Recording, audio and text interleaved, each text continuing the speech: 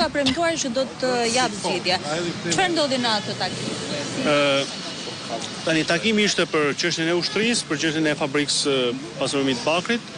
Unë i shpreha hallin tim që kisha, me këtë unë isha kthyer nga Gjermania për festat e pashme, edhe mora pjesë në takim. I shpreha hallin tim sepse unë jam veti teti në familje, jemi 8 pjesëtar të familjes që rrim peng